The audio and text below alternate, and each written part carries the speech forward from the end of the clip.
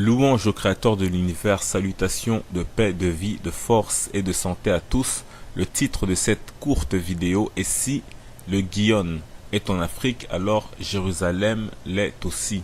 Souvenez-vous, dans la vidéo que nous avons fait intitulée Les fleuves de l'Éden en Afrique, on a pu entre autres localiser le Guyane en Afrique avec des éléments de preuve importants.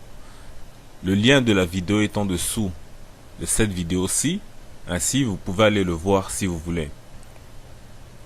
Mais rappelons que la Bible dit du Guyane la chose suivante.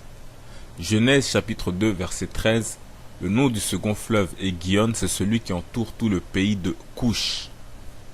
Même si on ne va pas y revenir là-dessus, puisque c'est déjà dans l'autre vidéo, regardez néanmoins cette carte.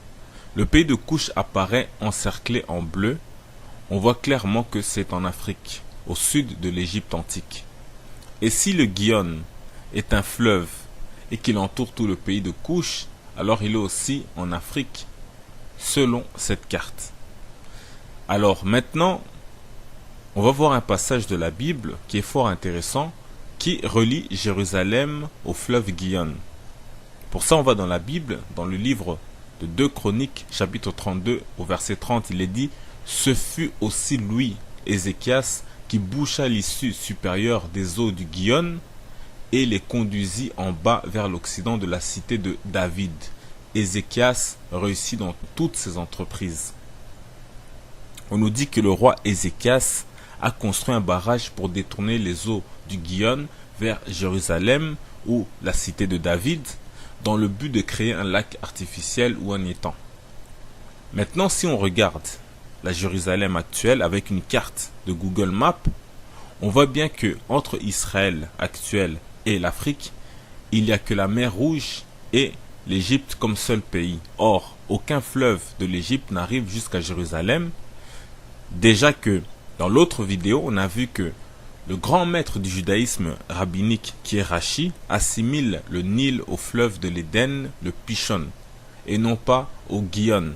Donc si le Guyane est en Afrique, le seul moyen d'arriver en Israël actuel, c'est de passer par l'Égypte. Or, dans ce cas, le roi Ézéchias serait stupide, parce que on ne peut pas aller construire un barrage en Afrique pour détourner les eaux vers Jérusalem, sans devoir le faire à nouveau, une seconde fois, en Égypte, ce qui n'a aucun sens, sauf si Jérusalem se trouve en Afrique. Alors là, ça change tout, car on détourne les eaux directement en Afrique et ça va direct vers Jérusalem qui est aussi en Afrique. Ce continent immense et qui compte de très nombreux fleuves. Maintenant, avant de terminer, il faut préciser que certains disent que le Guyane, c'est la mer Rouge ou autre chose. Mais cela n'a aucun sens puisque un fleuve s'écoule vers la mer et non pas l'inverse.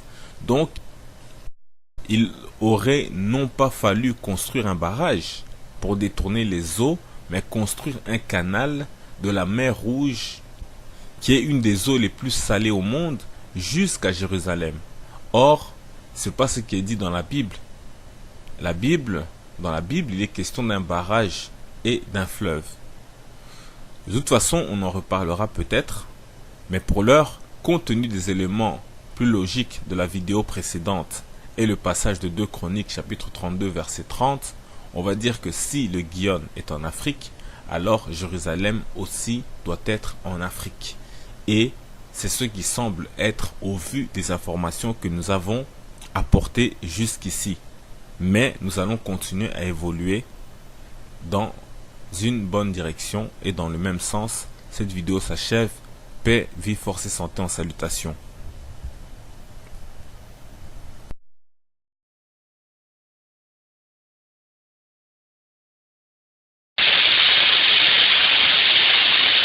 Que entre Israël actuel et l'Afrique, il n'y a que la mer Rouge et l'Égypte comme seul pays. Or, aucun fleuve de l'Égypte n'arrive jusqu'à Jérusalem. Déjà que dans l'autre vidéo, on a vu que le grand maître du judaïsme rabbinique qui est Rashi assimile le Nil au fleuve de l'Éden, le Pishon, et non pas au Guyane. Donc si le Guyane est en Afrique, le seul moyen d'arriver en Israël actuel, c'est de passer par l'Égypte. Or, dans ce cas, le roi Ézéchias serait stupide, Parce que on ne peut pas aller construire un barrage en Afrique pour détourner les eaux vers Jérusalem sans devoir le faire. Genèse chapitre 2 verset 13. Le nom du second fleuve est Gihon, c'est celui qui entoure tout le pays de Couche. Même si on ne va pas y revenir là-dessus puisque c'est déjà dans l'autre vidéo, regardez néanmoins cette carte. Le pays de Couche apparaît encerclé en bleu. On voit clairement que c'est en Afrique, au sud de l'Égypte antique. Et si le Gihon est un fleuve et qu'il entoure tout le pays de Couche, alors il est aussi en Afrique, selon cette carte. Alors maintenant, on va voir un passage de la Bible qui est fort intéressant, qui relie Jérusalem au fleuve Gihon.